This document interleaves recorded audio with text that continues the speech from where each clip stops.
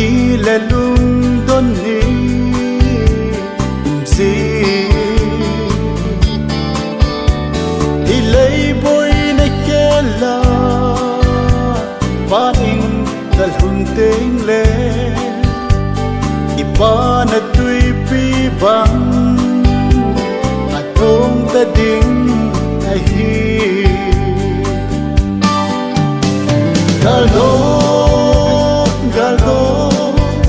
Chimlou Khopi pachu Lungdei Mate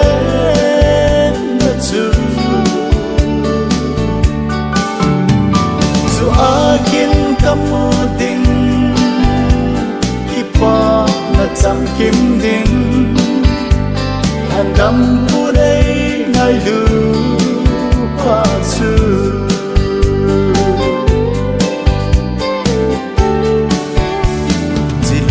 banga con him kichen lo Pakai Khopi thah kichen the ding a loupi ding dan chu the head so ni tengle the hin ko kam pao him say do thêm thế cô Galdot Chimlou Khopi pachu Lungdei Mate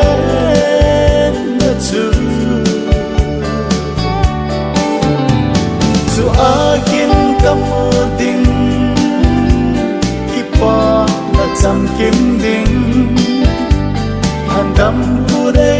ngailu pachu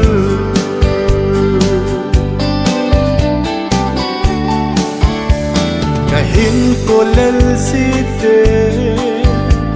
Tihin hat sa ji Khopi pachu kay di ahi Lungdon na ho ding thang thi say se na ho Kava choi ta pe ding Kava choi si Pakai Galdot Chimlou Khopi pachu Lungdei Mate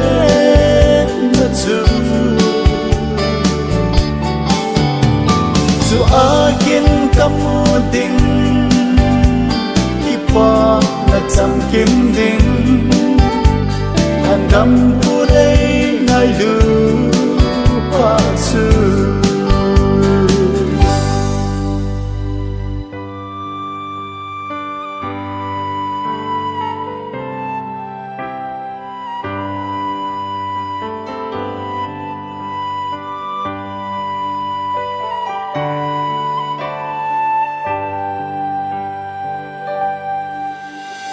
Si luipang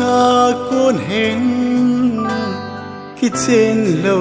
Pakai Khopi thah kichen the ding a loupi ding dan chu ka head so tengle ka hin ko kam pao hin say do thêm thế cô Galdot Chimlou Khopi pachu Lungdei Mate